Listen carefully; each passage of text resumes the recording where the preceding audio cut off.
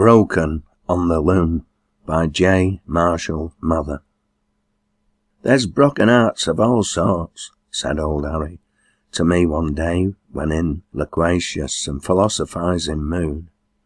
"I've known lasses break their hearts o'er their fellies, and mothers o'er putting their little uns under sod, and aboon a few o'er losing a bit of brass. But how Fanny, I tell you, were broken-hearted o'er her looms." "How came she to lose them?" I asked. "Was she discharged through some fault of her own?" "No but a fault at all have, who live long enough, and that's the fault of old age."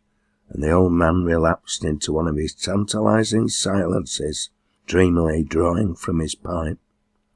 Then, as though unconscious of the interrupting pause, he continued, "You see, who'd get 'em past it? Who couldn't get a weight off, so who had to make room for them as could." "Was the old woman destitute then?" I inquired, supposing for the moment that penury was the source of her sorrow. "Nay," said the old man, "who were knowing about brass, who'd always had good wages, and ta'en good care on 'em. But then, you see, who'd worked so long at th' looms, they'd become a part of herself, and when they took 'em from her, it were like tearing th' owd lass in two." "Do you mean to say that the people here get so fond of factory labour that they don't care to give it up when they can afford to, and fret their hearts away when they are forced?" "They used to," said my companion. "It were like as though they get incorporated into th' factory, and Fanny were one o' th' old sort." "Then I understand you to say that you knew of an old woman who, with money enough to keep her without work, died of a broken heart because she was discharged from her looms?" "That's it now," said old Harry, and fell once more to vigorously drawing at his pipe. "It would have been an easy thing for the masters to let her work out the remainder of her days, would it not?" I asked. "Happen it would, but it were after they'd floated mill, and boards of directors is no one like maisters. I know which I'd rather work for. Get me gaffer ony day afore manager, when manager's getting no gaffer o'er him. When you worked for th' owd gaffers, you felt as though you were working for your own, but working for a company is like as you belong to nobby. I'll warrant, if th' owd gaffers could have had their way, Fanny would have worked on to th' end." To me there was something more than touching in these rude philosophic musings of the past. The conservatism of labour, now too seldom found. But the engineer gave me little chance for reverie on his quaint conclusions, for without further delay he continued, "I remember th' morning as who get a notice. Thunder manager called her into th' office and said, 'Fanny, thou'rt knowing about brass, art? What's that to thee?' Who says, 'What I've getten of work for, and that's more nor some folk in this shop can say.' Thunder manager, you see, were a money lender on th' interest principle. 'Well, well, Fanny,' he says, 'no offence, only we've been wondering if you could live ba'at work.' 'I'se work as long as I like, shush how,' who says, and turned on her heel to go out at door. But the manager stopped her. 'Thou'rt noan as young as thou used to be, thou knows, Fanny,' he laughed. 'I don't need the likes o' thee to tell me that. The years is noan making thee ony prettier, I can tell thee.' But the manager made up his mind not to lose his temper wi' her, so he says, coaxing like, 'I'm sorry for you, Fanny, but you'll be like to tak your notice.' 'Noan from thee,' who shouted. 'It were a greyly gaffer as set me agate 50 years ago come Christmas, and it'll be a greyly gaffer as gives me sack.' 'There is no greyly gaffers now,' laughed the manager. 'It's board of directors, you know, Fanny.' 'Board of directors? I'm noan bound to tap my notice for a board of directors, and who went back to her work, thinking our grand who'd settled him. The worst told her when who get into the shade that the manager were Meister, and a young lass called Leonard Sal were bound to tackle looms on Monday, but th' old woman swore it were a lie, and when Saturday come, who cleaned up ready for starting at beginning at coming week. And who were there and all, I can tell you, the first of the batch at lodge gates, and who get into shade, and were at the looms ready for starting, when th' engine was set agate. Gam, thou sees, 70-year-old though we were, and when Leonard Sal come up with the tackler to the looms, Fanny told her to tack a match was shanked somewhere else, and leave decent folk alone. Then they fotched manager, and when he come up he says, kindly like, Fanny, I want thee. But who went on with her work as though who didn't hear him. So he told the tackler to let her alone till the breakfast hour. For felly as he were a bit feared. When breakfast hour come, how Fanny went out with rest to get a 2-3 porridge, and were as lively as honey, when th' whistle sounded for thance to go in again. But as who was stepping through lodge door, the timekeeper said, Thou munna go through there any more, Fanny. But who pushed through in spite on him. Then he pooed her back into th' factory yard. It were a seat fit to mak the stones cry out. There who lay with 2 men stunning over her, and her a woman and all, as a done naught were, no heart till who could walk no longer. Yai, I said, as I passed him in th' yard, that's them the 50 year of labour.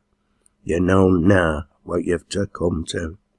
That helped her to pike herself up, but who did nowt but sob, Me looms, me looms. It were fair like a mother crying for her child. And you say it broke her heart? It did for sure, like as who never looked up again. At first who took hanging about outside factory, walking up and down afore manager's office, and sitting on lodge steps. Who come all weathers, wet or fine, snow or blow. It were no wonder who get rheumatism, brown titus, but like as it neither meant nor mattered, who couldn't pull herself away. Who used to get up at whacking time, and don a shawl and clogs and hurry up with wavers, as who'd been like to, but they never let through lodge. The timekeeper always there, with no admittance except on business, and how Fanny's business days were o'er. But who used to walk backwards and forwards outside, watching 'em taking goods to Manchester, a peeping through a bit of broken window at them as were working on thin side, and how standing against shade wall listening to looms. One afternoon when rain were coming down dree, and who was stunning shivering in her sopping shawl, I said to her, Fanny, why don't you go home? They won't let me, who said. Me home's yon, and who pointed to the factory. Me home's yon, and they've shut door on me. Nay, Fanny, I says, thy home's in the croft. Thank him at Saboon as there's a nook of thy own, where thou can go and cower instead of starving thyself in wet and cold. But it were all no use, as praying Jim told me it same neat, the waving shed were thowd woman's heaven, and the clash of the shuttles, the harping of the harps. They say at time heals all things, from a broken leg to a broken heart, mused the old man, but it were no so kindly with old Fanny, for fretting, who took to fratching, following manager and saying what who'd do at him if he didn't set her agate again. One day he threw a stone through office window, and when the bootkeeper ordered her off flags, who turned on him and all. Then they took her afore magistrates, and bun her out to keep peace, and when th' old woman seed it were no use fighting again the law, who gave up to it, and settled down to fret in her own home. Then you had no further trouble with her? I asked, only too desirous to know the fate of this old unfortunate of labour. Not Mitch, was the old man's reply, like as who never looked up no more, not but what who would have restless fits, then who would turn out and look round, but who were very quiet. Thought were eating out at th' old woman, and who said naught to nobody. It weren't a case of asking for bread and getting a stone, who bread enough, but who couldn't eat it, because it weren't sweetened wi' work. One Sunday afternoon, as who were peeping round, who come across me in yard. Harry, who says, I'm fain to say thee, thou'rt just the chap I wanted to lay on. What dost thou want to lay on me for, Fanny? I asked. To beg a favour of thee, who smiled, and I know thou'll not say me nay, wilt ta? And then I told her I must first hear what it were. Let's have a look at th' old looms again, them the knows that I used to run. I were quiet for a bit, for me heart fair work for th' old lass. Then, kindly like, I reminded her it were again orders to let her come on job any more. Nobody need know, Harry, and I'll mak it worth thy while. And who whipped half a sovereign out of her pocket, and tried to slip it in me hand. Nay, I says, Fanny, we don't run this factory with palm oil, and I turned on me heel to leave her. But who got out of me and brast into tears. Thou mun forgive me, Harry, who sobbed, but I feel like I couldn't do easy till I've seen th' old looms again. Then I'll see thee dees easy, lass, I stammered, for my throat was full. Come along, thou shalt see thy looms, and I took her.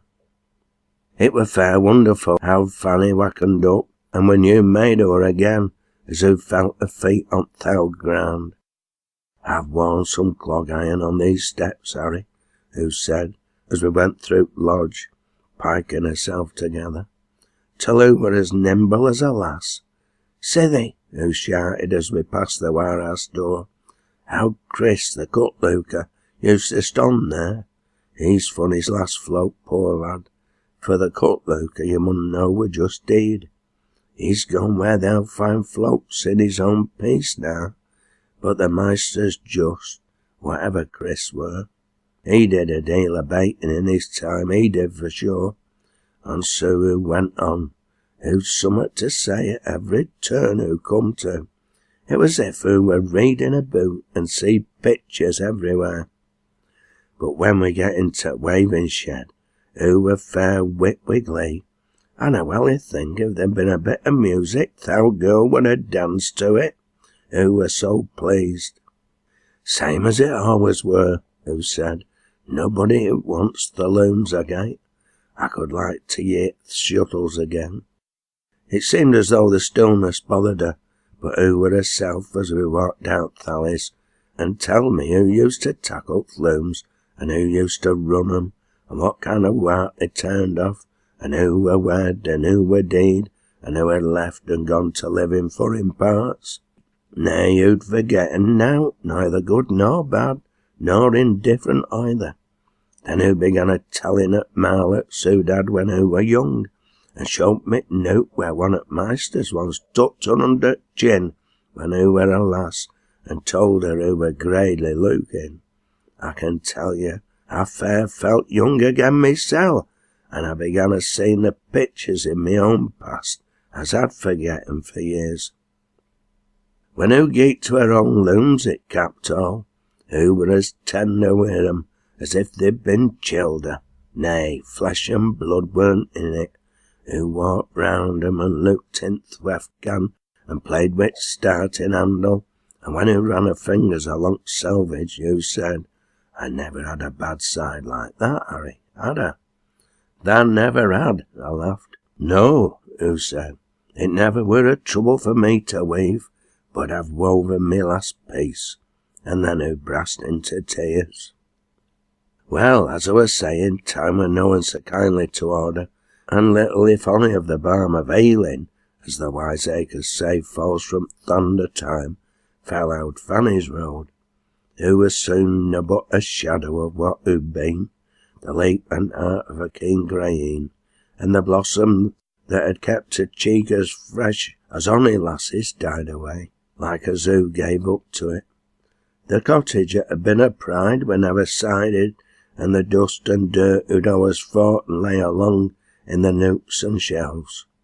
The window plants as used to flower well all year round lost their bloom and hung their heads for want of somebody to love 'em, and the cat as used to be always purring were as silent as a mouse. For the fender were rusty and the grate were cowed. Sometimes he'd lie in bed for days, frightening the neighbours. Then he'd wander up moors and be fun and fotch wone. Then a memory left her, and who didn't note thou faces, not thou places neither, and who were always losing summat and saying as who'd been robbed, when there was nobody in village that would have touched a year of her yed, but who always knew Ch12 Factory, and who never forget her looms. At last they'd to shift her to workhouse, for who'd getting past taking care of herself, and who'd nobody her kin as was near to her. There were some tears shed, I can tell you, when the cab come to take her away. At first who weren't for going, but the relieving officer told her he were bound to take her to her looms, and then who went as quiet as a child. But when the cab drove up at the workhouse gates, they'd more trouble with her than they'd reckon on. "This is knowing the factory," who says. "I'm knowing bound in there." "Yai, Fanny," the officer says, "this is the factory. You're forgetting it like." "It's knowing the factory," who says. "Where's the chimney?" "They pooed it down," he says. "Then there's no work there for me," who shouted. Then he lost his temper, and he and the gatekeeper took her out and carried her scragging into th' house. I dare say who were well taken care on, for who weren't a common pauper having brass of her own, but for all that it took off her days.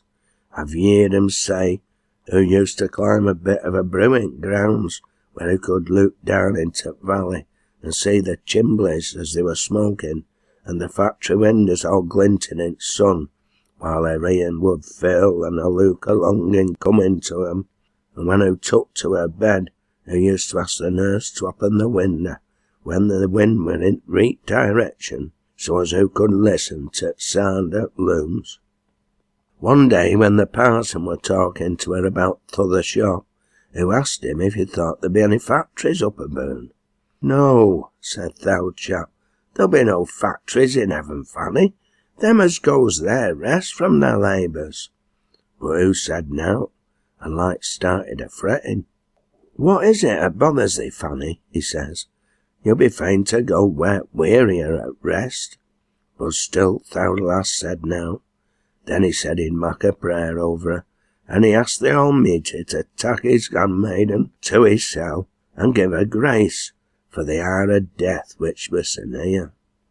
When he got off his knees, he took out of her hand and asked her if who felt ony better like. Then who looked up into his face and said, "Do you say at up aboon they rest from their labours?" And when he told her yai, who turned away from her and said, "I'm noan tired of waving yet." But that night the mice to come, and who laid her weaving by, for good and all.